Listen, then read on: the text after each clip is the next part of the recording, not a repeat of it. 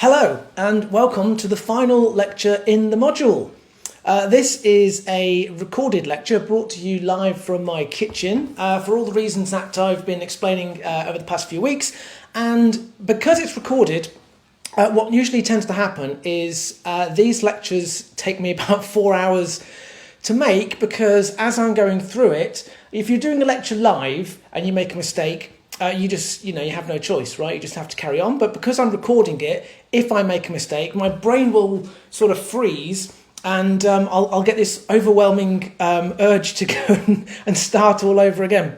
But this time, I am determined to do it all in one take. So if I make any mistakes, I'm just going to plough on, and we'll just see what happens. But this is the final lecture, and the theme for the lecture is demographics and the future of religion. And this is an important topic because it deals with the way in which religions are changing, and it connects us back to several of the earlier topics that we've addressed in the module.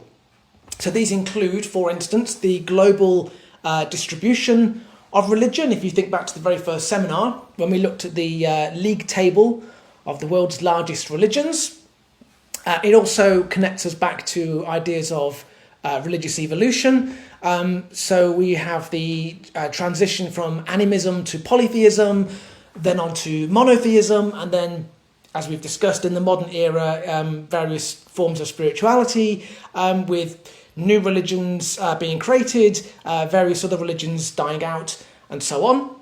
And it also connects us to some of the stuff we talked about in term 1 about the transmission of religion, focusing particularly here on the dynamics of secularization. So the topic links back to a whole range of themes, and this is the very last plan.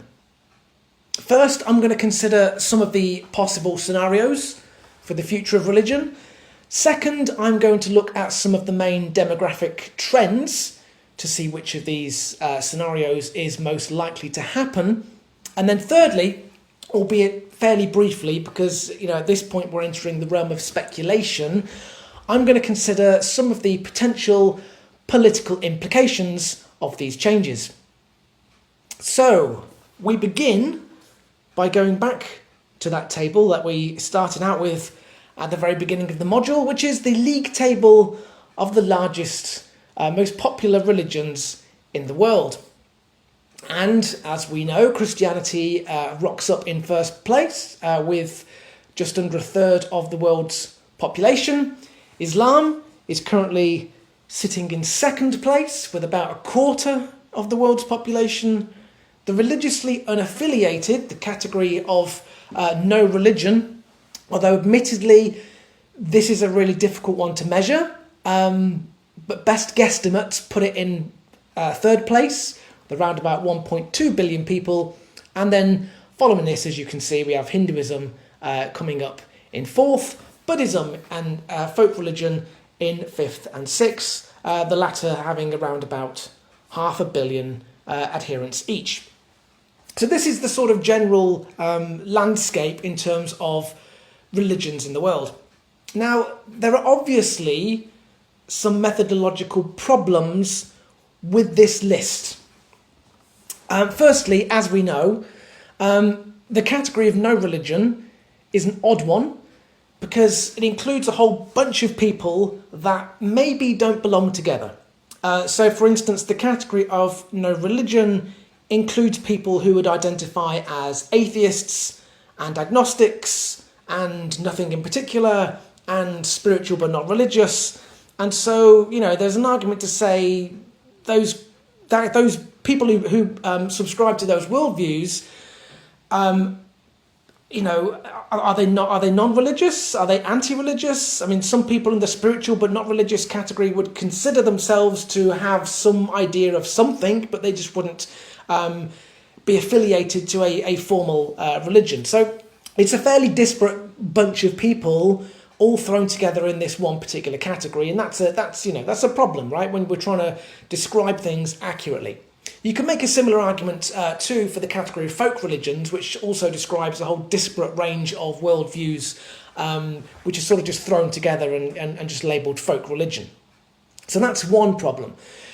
The second problem, in addition to this, is the general problem which we run into every single week, which is defining religion in the first place. You'd be very glad to know I'm not going to talk about that anymore here, but that is also, a methodological problem when it comes to measuring what religion is.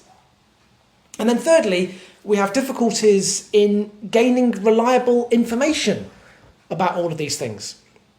So, for instance, the data sets that we as social scientists have often contain significant gaps. Census data, for example, is often very patchy. A lot of censuses taken in different countries around the world don't ask people what their religion is, or they may skew questions in particular ways, right? The answer you get to various questions in surveys is often dependent on the way in which the particular questions are asked. So there are those particular issues to bear in mind. Different data sets may measure things differently. They might use different time periods. They're not always compatible. So if we have two different data sets, they might not even be measuring the same thing in the same way. So there are lots of methodological problems which clearly impact our ability to understand the demographic landscape of religion and to make any valid predictions about the possible future of religion. Another problem is that predicting changes in human society even 10 years in the future, let alone 100 or 200 years down the line, is a complete hostage to fortune, given the sheer volume of things that can happen on the way. So in reality, it's simply impossible to model the possible future of religion with any kind of accuracy over a significant length of time. But that doesn't mean it's going to stop us trying. And putting all of this to one side then, looking at the broad scenario over the course of the next few decades, it seems to me that there are four possible futures. If you look at it logically, I don't see any other way you can sort of break this down, right? There are four possible futures for religion. The first is that there is no overall change in the current demographic patterns. So this is where the overall levels of global religiosity, if we got a time machine and we go sort of 50 years in the future, we would find that the overall levels of global religiosity would remain broadly stable. So you might get a bit of variation here and there, but there would be no significant changes from today, right? 50 years down the line, the league table of the world's largest religions looks pretty much the same as it does today. This is option number one, right? No overall change in the general picture of the demographics of global religion. The second possibility is one of moderate to substantial change. And there are three ways in which this scenario could happen. So we could, for example, see moderate change in the overall level of global religiosity. So this would be, if religion as a whole declined or increased by 10% or something, right? So the global levels of religiosity shifted in some degree. Secondly, we could have shifts in the relative proportions between religions. So this would be, for example, Islam might grow at the expense of Hinduism, or non-religion could grow at the expense of Christianity, or something like this. And in this case, the overall levels of religiosity might stay pretty much the same, but the distribution within it would move around. That would also qualify, I think, for this particular possibility. Or we could see, moderate change via a combination of these two things, right? Maybe the overall levels of religiosity go down and there's a shift from Christianity to no religion, or something like this. So option 2 would be moderate to substantial levels of change, either overall or within the global distribution between religions. The third scenario is the triumph of no religion. This would be where no religion emerges victoriously, secularization effectively wipes out religion, all the atheists celebrate, throw a huge party, and that's it. They kind of get everything that they've ever dreamed of. The final scenario would be the opposite of this, and that's the triumph of theism. In this scenario, one or two maybe religions gain a monopoly on the beliefs of humanity. So maybe Christianity and Islam go from a combined share around 55% to 85% of all religions, or something like this. I'm not exactly sure where the line would be here, but I think 85% would be, pretty unequivocal, right? So the triumph of theism would be option number 4. So those are, it seems to me, the 4 logical possibilities. And in order to work out which one of these possible futures is most likely, we need to analyse the main demographic trends. And some of the key factors here include rates of births and deaths, migration patterns, although I'm not really looking at them today because they are too unpredictable, and also governments can get involved to sort of change them. So it's really difficult to project into the future on the basis of current migration patterns. And also in addition to this, the extent of conversions. So this is, people kind of moving in and out of religion. So particularly today I'm looking at births and death rates and conversions. Now, working out the interactions between these factors is extremely complicated, and predictions about their impact on religion can vary a lot. For example, Nigel Barber has predicted that there will be an atheist transition by the middle of this century, maybe as soon as 2038, he claimed. And the reason for this is that in his model, the forces of modernisation and economic development will spread around the world, and as we know from theories of secularisation, this is the thing that tends to erode religiosity. And so he argues then that this is the trajectory, and that when this happens, religion will be in a minority for the first time in human history. So that's one view. Another view is from Eric Kaufmann, who has argued with others that in the case of Western Europe, higher levels of religiosity and fertility rates amongst immigrant communities mean that Europe is going to experience a process of de-secularisation midway through the century, and levels of religiosity will increase. And as they put it, as you can see, the steady state outlook for Western Europe by the mid-21st century is one of gradual long-term reversal, probably around 2050. So the opposite then of the Nigel Barber thesis. A similar pattern is predicted by Lee Ellis et al. In what they term the contra-secularisation hypothesis. Now this is a slightly strange theory. If you read this particular article, you will see what I mean. But it's based on various claims and assumptions, right? So firstly, they argue that science is one of the main drivers of secularisation. Because, as we know, we've spoken about this, it undermines religious explanations of the world, it undermines the plausibility structure of religious beliefs, and it provides more compelling accounts of how reality works, right? This is the claim of the secularisation approach. So that's the sort of first part of their theory, right? They go, science is one of the main things that causes religion to decline. Secondly, they argue that there exists a negative causal link between religion and intelligence. This is a highly problematic assumption, but anyway, that's the second step in their argument. And then thirdly, they note the prevalence of higher fertility rates amongst the religious population, even in advanced industrial societies. And so they kind of put these various things together, and they argue that this is the sort of culmination of these, you put all these bits together and this is what you get.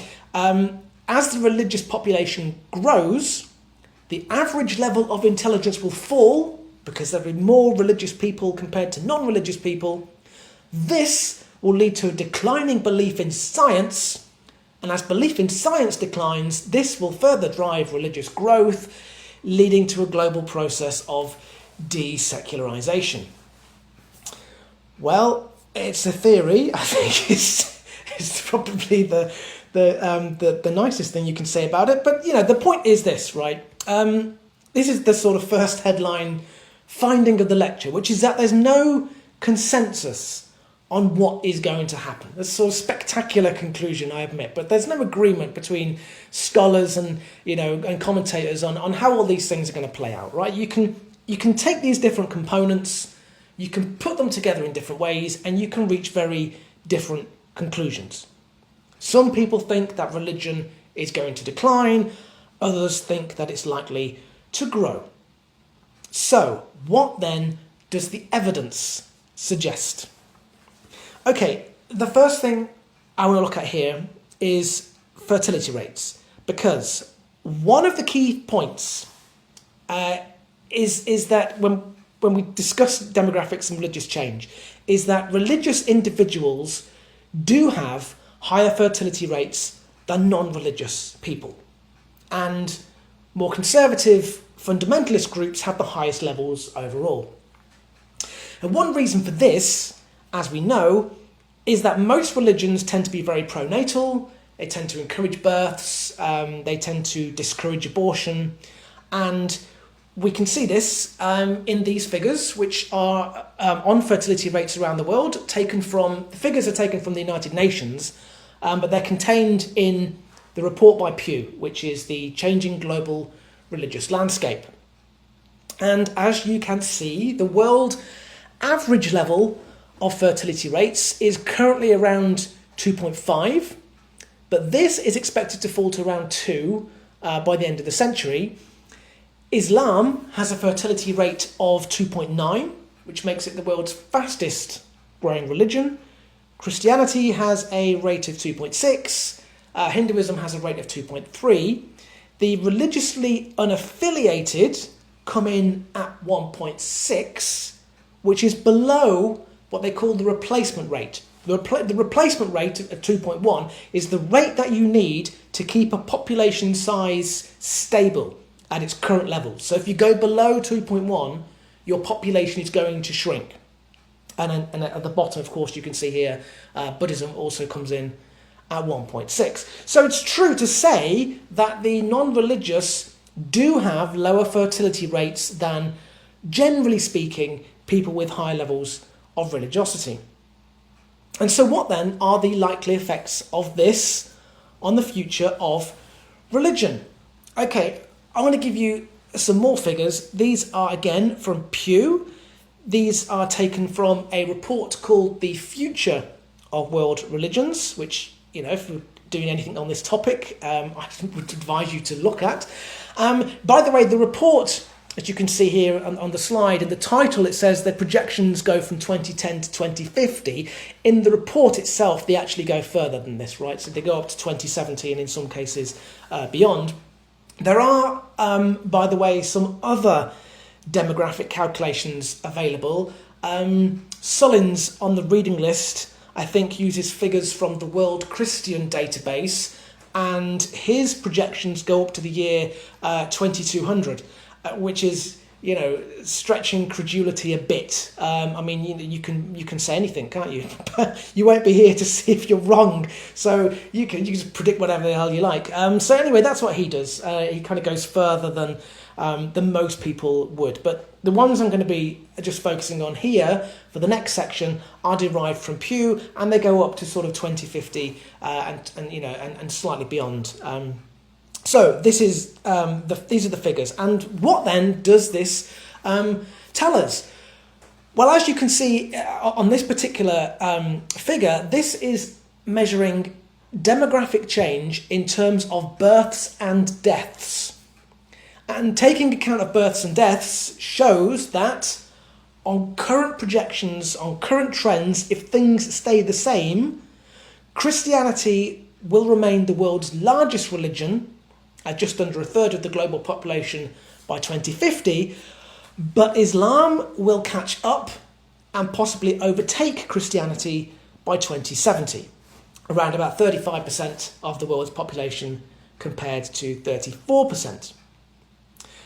Predictions for Hinduism, which are not shown here, and also non-religion, are that they remain pretty stable, no significant changes from where they are presently. So that's the future according to projected levels of births and deaths, right? The general sort of headline finding here is that Christianity remains the number one religion, but at some point in the future is likely to be overtaken.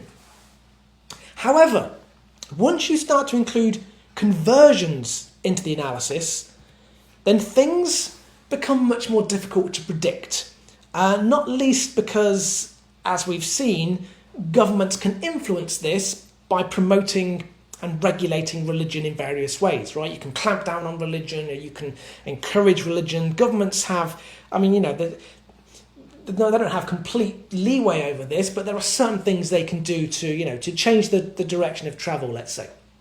So you can do things around conversion. So it's slightly sort of difficult to predict all of this. But to the extent that you can predict this based on current trends, one of the key findings is that the growth for Islam is nothing. Almost all of the predicted gains for Islam in the next few decades are expected to come from higher fertility rates, not from conversions. The biggest loser from conversions is expected to be Christianity. And according to these figures, an estimated 66 million people are expected to leave the religion by 2050, and the biggest winners in all this are expected to be the religiously unaffiliated. The vast majority of people who leave Christianity are expected to become non-religious rather than converting to a different faith. This is a process which is often described in the literature as non-versions. And also, by the way, 2/3 of all of this sort of switching from Christianity to non-religion is also expected to be done by men, which reflects the finding that, we've also talked about throughout the course of the module, that women tend to be more religious. Nevertheless, despite this increase in numbers for the non-religious, this does not mean, on the basis of these trends, that atheism is set to take over the world, because the religiously unaffiliated are still going to lose in terms of their overall global market share. The overall numbers of non-religious individuals is expected to go up, but their share of the global market will go down because the global population as a whole will grow at a faster rate.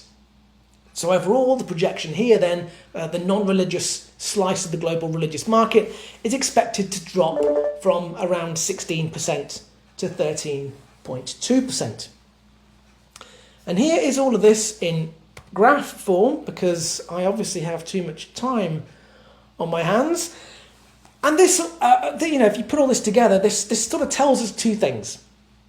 Firstly, in terms of the overall picture, there are no huge changes in the general levels of global religiosity. It changes a bit, but it's not particularly dramatic. And secondly, it shows us that the proportions between the main religious groups are also expected to remain broadly the same. The only sort of significant change here is that, as I said, at some point in the future, Islam is expected to overtake Christianity. So overall then, the picture looks pretty stable, right? What these figures don't tell us, however, is what the global distribution of religion is going to be. And here, there are some fairly significant changes. One big change, for instance, involves Christianity.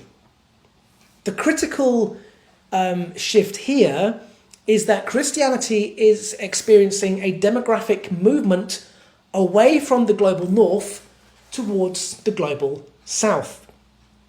Now, we often think of Christianity as being a Western religion, despite its origins in the Middle East, being particularly strong in Southern Europe, with the Catholic Church being based in Rome, and also particularly strong in, the United States. But in fact, 2 of the 3 largest Christian populations are now in the global south. Brazil and Mexico, the other, of course, being the United States. So the key changes then for the global distribution of Christianity are that it will shift away from Europe.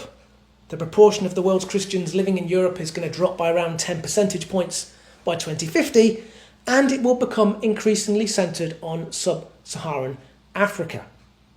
As you can see here, by 2050, almost 40% of all the world's Christians will live in that region, compared to a quarter in 2010, which is a pretty significant shift.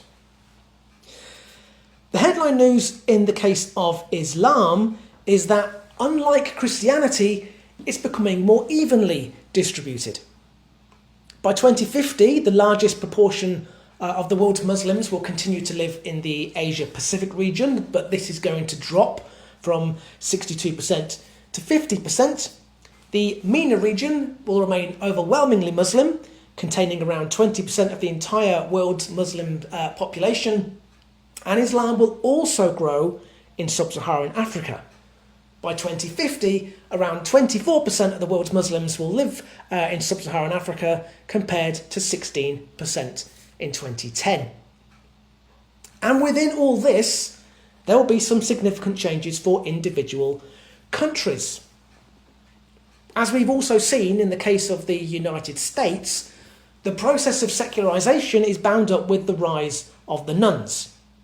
And according to some projections, you have to make a few sort of assumptions, on this. And as you can see, the projections do give you different outcomes depending on the assumptions that you make. But according to some projections from Pew, the non-religious section of the US population will, at some point in the near future, catch up with and possibly overtake Christianity. In terms of Islam, there are a couple of notable developments. The first is that Indonesia is projected to lose its place as the world's most populous Muslim country, being overtaken in the near future by Pakistan and India. And the second notable point around Islam concerns the growth of Islam in Europe. And this is one of those things which I'm sure you've all, run into this, and you've all heard this stuff before. This is the sort of common claim from those on the right of the political spectrum, raising the prospect of an Islamic takeover of Europe. This is the idea of Eurabia. And one good example of this comes from the historian Bernard Lewis, who has claimed that if you take the differences in fertility rates and current levels of immigration, which, as we said earlier on, is a problematic assumption, but anyway, if you take these differences in fertility rates and immigration levels, Muslims could be a majority in Europe by the end of the century, and this, he argues, would have significant consequences for Western culture and politics, with Europe, in his words, as you can see, becoming Islamic. And this is a view that you can find in lots of different corners of the political right.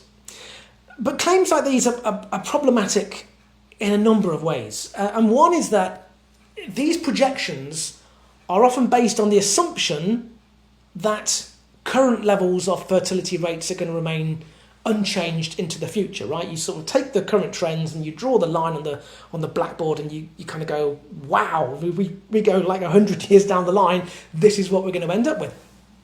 But most studies into demographics argue that this sort of projection, this is unlikely to happen, right? That the probable direction of travel is that fertility rates for minority groups living in Western, liberal, modernised countries tend to converge around the national average.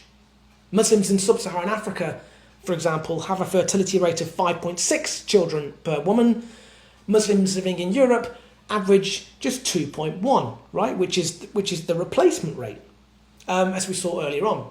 So the long-term convergence for minority groups is that their fertility levels actually match and map onto the national average. You don't get this, you can't project these current trends into the future and just expect them to stay the same. And there are a couple of reasons for this. Right? One obvious one maybe is that women living in modernised Western liberal societies have greater access to the workforce. They have higher levels of education, greater women's rights than in many other parts of the world, and things like this, right? And all of these things put downward pressure on fertility rates because, shock horror, it turns out that women quite like the idea of having lives and careers, and the prospect of sitting at home making babies 24 hours a day is not not the most attractive option. So this is one reason why fertility rates tend to decline. Another one is that, well, not necessarily fertility rates, but just sort of general levels of religiosity, is that successive generations of immigrant communities, and particularly by the time you get to the third generation of immigrant groups, it tends to become increasingly assimilated into the general national culture.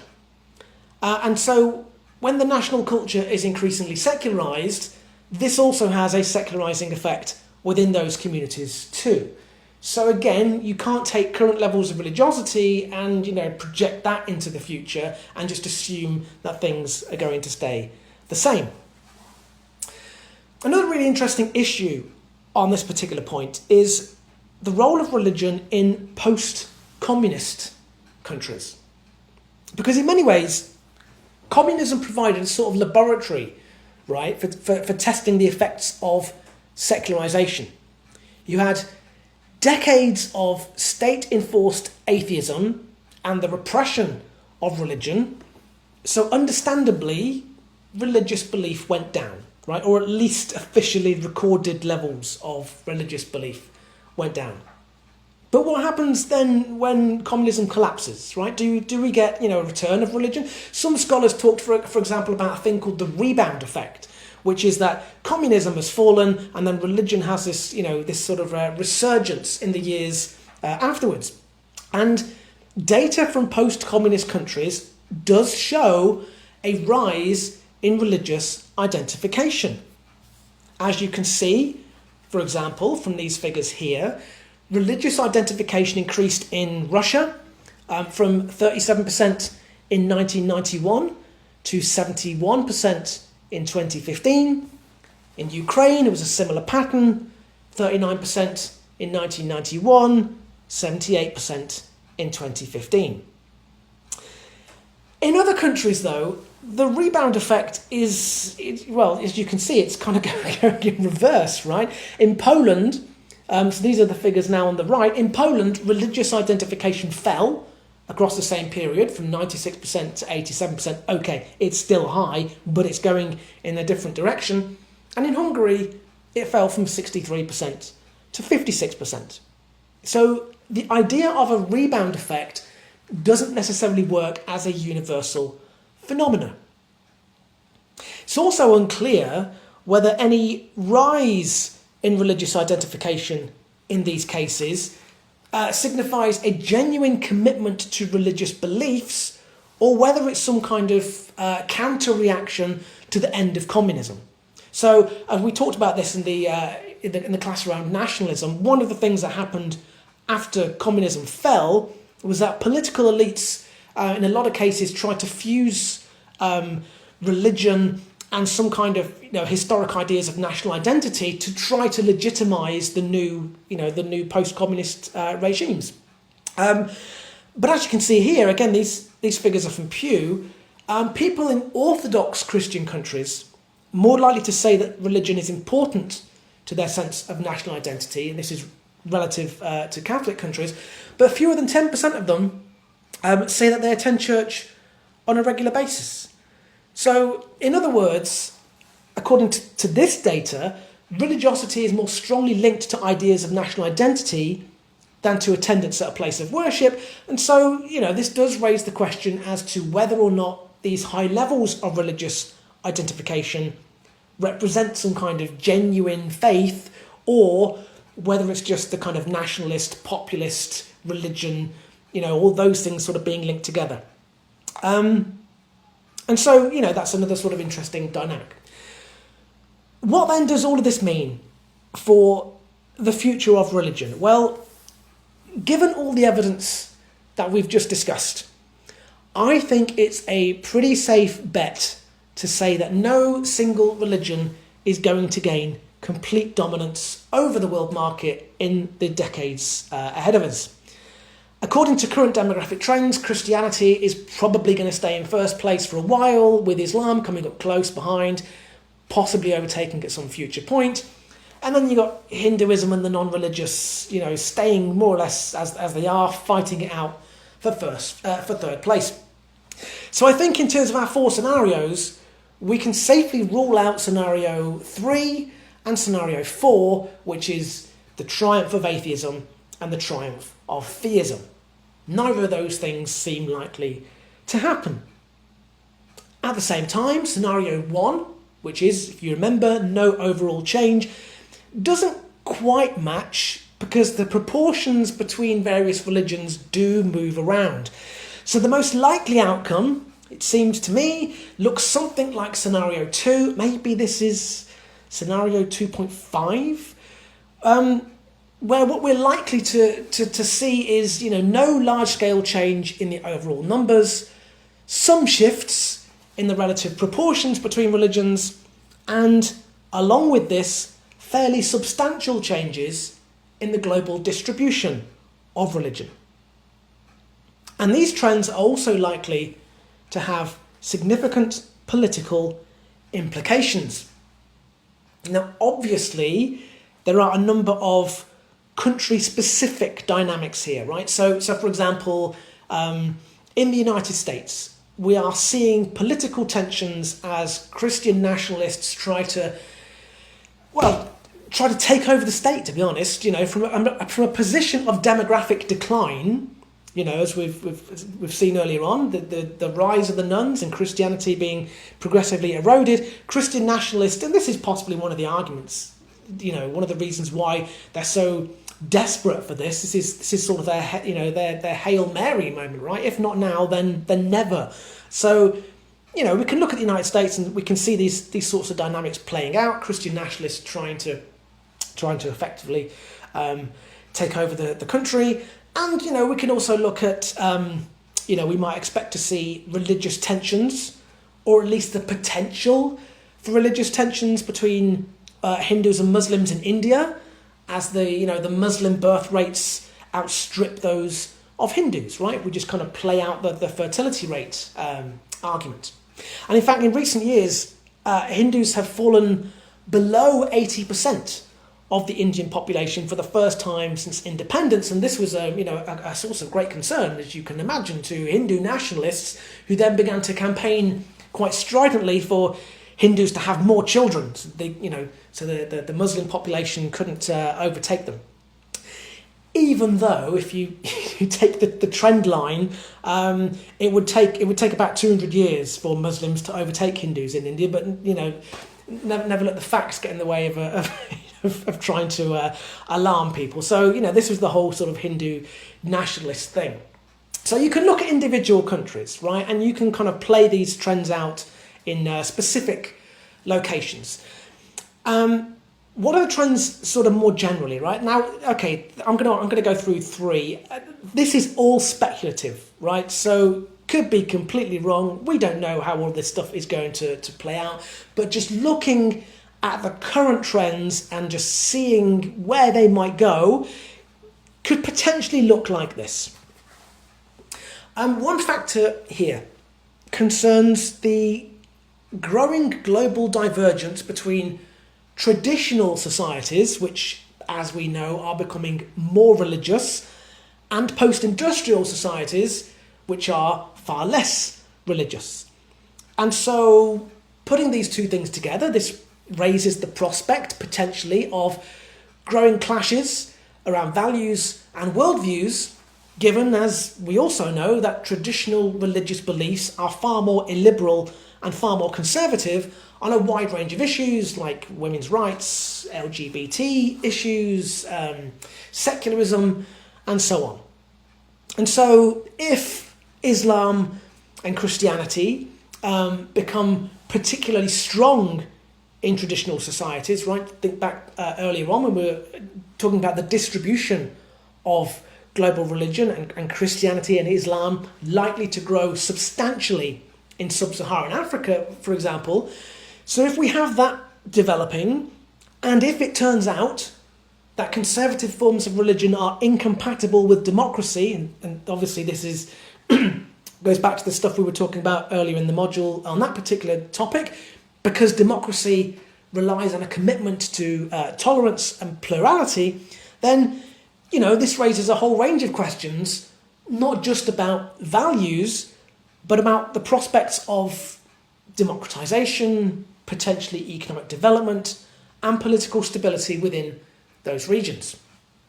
So that's one sort of, you know, potential political fallout from these demographic changes. Similarly, the growth of religious identities within Western liberal societies might also create growing tensions. One possibility here is that as secularization continues, people belonging to religions living in those societies are likely to become even more committed to their own particular in-groups, and this could potentially lead to growing clashes around the role of religion in public life, clashes around multiculturalism, clashes around issues of free speech, and so on. And there is in fact some research on this. This study here by Achterberg et al., for example, claims that as religion declines in a society, it generates a growing polarization between religious and secular views, because the people who are still religious are the ones who are most committed to the faith. Now, I'm not going to go through the whole quote. You can obviously just hit pause and read it yourself if you're interested. But the basic point they were making here was that Christians in Western liberal societies had become less likely to accept what they call the secularist truth, which is the social contract that guarantees religious freedom, precisely because, you know, all the moderates and all the kind of, you know, people who are not really committed to religion just sort of, you know, fade away, and the ones who are left are the you know, the hardcore believers, right? And they're more likely to have more conservative views. So maybe something like this will happen as well. Maybe we'll see more flashpoints around the boundary between the religious and the secular spheres, and growing pressures, you know, from certain parts of the population for a greater role for religion in public life. And then, thirdly, another possibility is that, and this, you know, could be potentially related, of course, to the second one, is that religious fundamentalism might increase, leaving aside, you know, for a minute, all of the problems of trying to define fundamentalism, which we spoke about last week. And, you know, could fundamentalism increase? Well, this is especially likely if globalization continues, if neoliberalism continues, and we have increasing levels of insecurity, increasing levels of inequality, increasing, you know, disruption of societies caused by social and economic change. And, you know, if religious groups feel undermined and threatened by the pace of change, and by all these developments, then yeah, it seems reasonable to assume that levels of religious fundamentalism might increase. And of course, this then feeds into all the stuff we've been talking about for the past few minutes about tensions between different values, different worldviews, and everything else. But also, if there is a link between religion and violence, and again, that's, as we know, contested, then we could potentially see more of that sort of thing as well.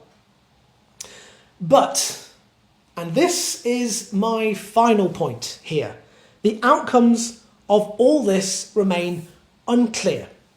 There are numerous complicated factors to take into account when we're trying to work out which way events will go. So while we're probably safe to say that religion is not going to disappear anytime soon.